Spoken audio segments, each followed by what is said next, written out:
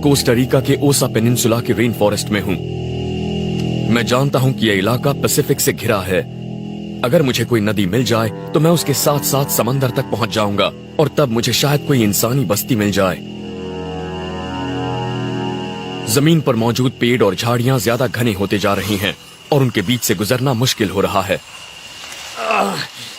ये झाड़ियां बहुत घनी हैं और अब ये दूसरे जंगल के ठीक बीचों बीच हैं।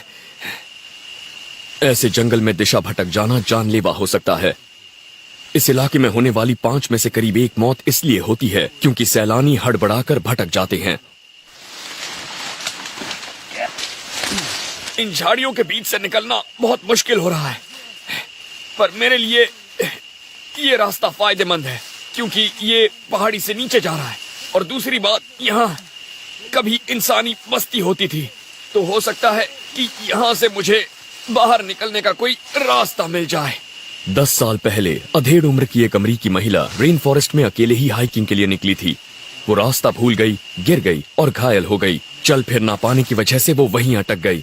हालांकि उसे ढूंढने वाले दल में 90 लोग थे, पर जब उसे 2 हफ्तों बाद ढूंढ निकाला गया तब तक उसका शव सड़ चुका था। मेरे पास अगर कोई बड़ा छुरा होता तो मैं कुछ ही घंटों में ये सब काट देता, पर मेरे पास फिलहाल बस एक चाकू है, इसीलिए काफी वक्त लग सकता है। मेरे हाथों में घाव होने लगे हैं, देखिए छाले पड़ गए हैं। ऐसे तो बात नहीं बनने वाली है, मुझे कुछ और करना होगा।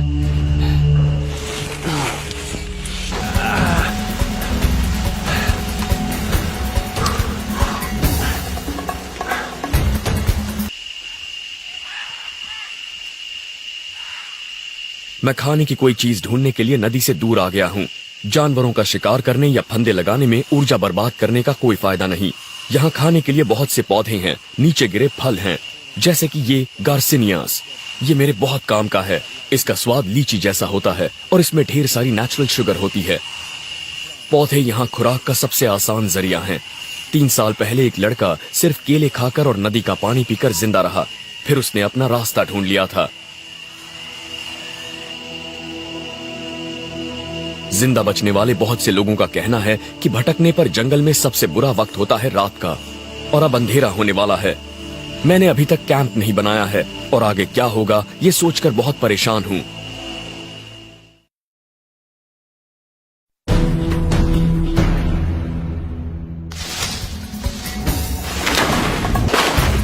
मैं कोस्टा रिका के रेन फॉरेस्ट में हूँ और मुझे बाहर निकलने का रास्ता ढूंढना है। डिसेंट्री डायरिया का एक बिगड़ा हुआ रूप है। शायद मैं इसका शिकार नहीं हुआ हूँ, शायद मेरे पेट में कोई वायरस चला गया है। हो सकता है मैंने गलती से किसी बैक्टीरिया या जानवर के मल को छू लिया हो। मुझे यकीन है कि मैंने कल जो पानी पिया था वो साफ था, लेकिन इसने मुझे याद दिलाया कि मुझे और ज्यादा सावधान होना चाहिए। पानी में बहुत से वायरस और माइक्रोब्स होते हैं, इसीलिए हाइकिंग पर जाने के दौरान हमेशा पानी साफ करने वाली गोलियां ले जाइए। पर कभी कभी किस्मत आपका साथ नहीं देती।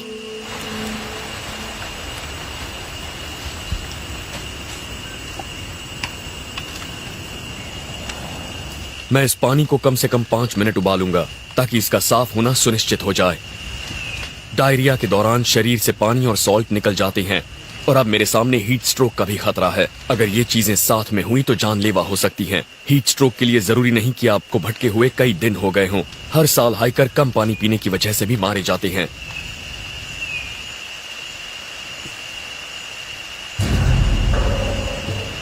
अब मुझे अपने पेट को ठीक करने वाली कोई चीज ढूंढनी होगी।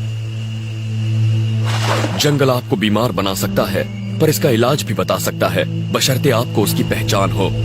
जंगल में मिल्क ट्री नाम का एक पेड़ होता है। इसका सत खराब पेट के लिए वाकई अच्छा होता है। इसकी अलग ही पहचान में आने वाली नुकीली कोंपले होती हैं और इसमें दूध जैसा सफेद रस होता है। मैंने कैंप से करीब 800 मीटर ऊपर ऐसा एक पेड़ देखा था। बस अब मुझे वहां पहुंचकर उसे ढूंढना होगा।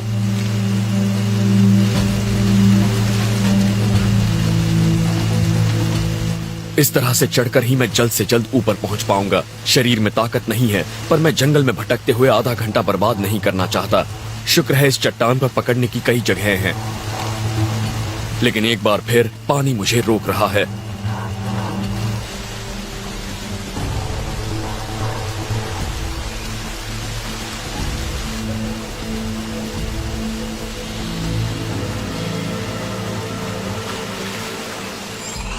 अब मुझे वो पेड़ ढूंढना है।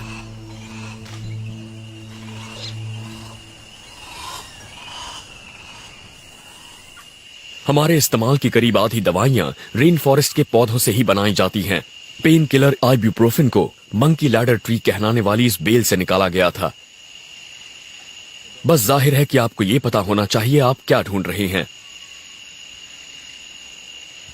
और मैं इसे ढूंढ रहा हूं।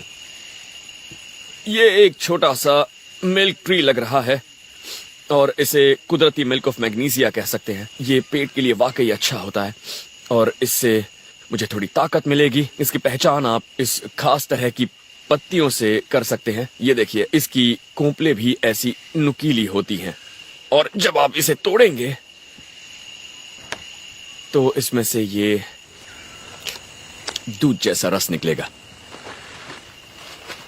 इस छोटे पेड़ के पास ही एक बड़ा मिल्क ट्री भी है जिसकी छाल अलग ही है। ये दिखने में आमी कैमोफ्लेज जैसी लगती है। आमतौर पर आपको ऐसे दुधिया रस वाले पौधों को खाने से बचना चाहिए। ये इसके जहरीले होने की निशानी है, पर मैं जानता हूं कि ये पेड़ जहरीला नहीं है। ये एक तरह का लेटेक्स है और यह आपके पेट को ठीक करता है। कमाल है, इसका स्वाद बहुत ही क्रीमी है। मेरी हालत जल्दी से ठीक होनी चाहिए, वरना आगे जो चुनौतियां आएंगी उनका सामना करना मेरे लिए मुश्किल साबित होगा।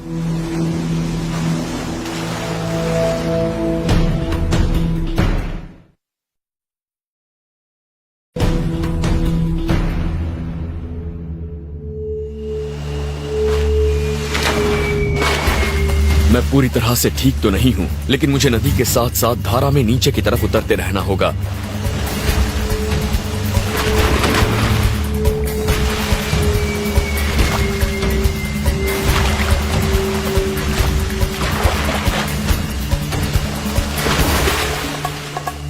मैं नहीं जानता मैंने कितनी दूरी तय की है, पर लगता है कि मैं आगे बढ़ रहा हूं। लेकिन इससे थकावट भी हो रही है और दूरियां तय करने में काफी लंबा वक्त भी लग रहा है। पेट खराब होने से मुझे कमजोरी महसूस हो रही है और मैंने पिछले 2 दिन से ठीक से कुछ खाया भी नहीं है। मैं जानता हूं कि जंगल में अंधेरा बहुत जल्दी छा जाता है, इसीलिए मुझे कैंप और खाना ढूंढना होगा। मैं ये भी जानता हूं कि आज मैंने ज्यादा फासला तय नहीं किया, इसीलिए मुझे जंगल में एक और रात बितानी होगी।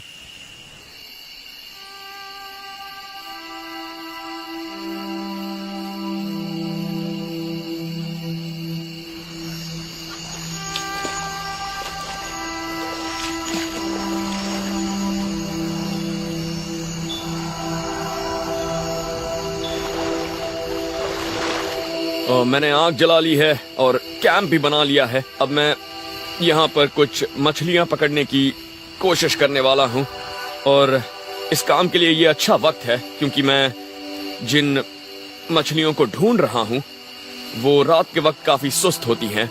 रोशनी के लिए मैंने बस एक लकड़ी ली है, इसके इर्द गिर्द पाम फाइबर लपेटा है और इस पर थोड़ा कैम्फर रेजिन डाला है ताकि ये मशाल जल सके। ये मशाल करीब 10 से 15 मिनट तक जलेगी।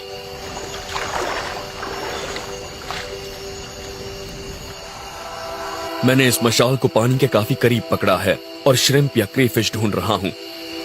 मैंने अपने चाकू को एक लकड़ी पर बेलों से बांध रखा है ताकि अगर कुछ नजर आए तो मैं उस पर वार करूं और फिर उसे पकड़ सकूं।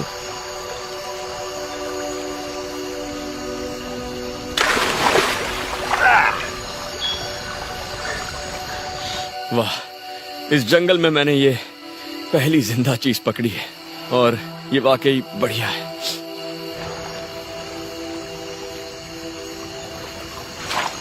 वैसे इन क्रेफिश को बिना चाकू के पकड़ना काफी आसान होता है, बस काश मुझे कोई मछली मिल जाए तो दावत पूरी हो जाएगी।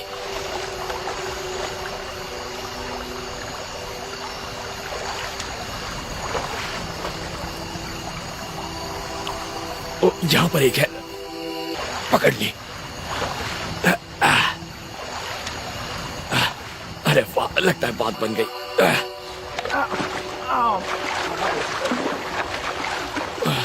मुझे यकीन नहीं हो रहा, वो हाथ से निकल गई। वो मेरे चाकू पर लगी हुई थी, लगभग मर चुकी थी, और अब ये मशाल भी दम तोड़ रही है।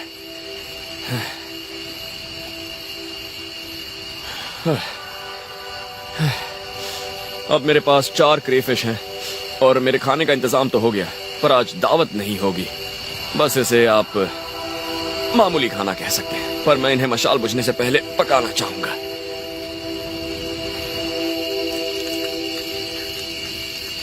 किसी भी तरीके से अपने जोश को बरकरार रखने की कोशिश कीजिए।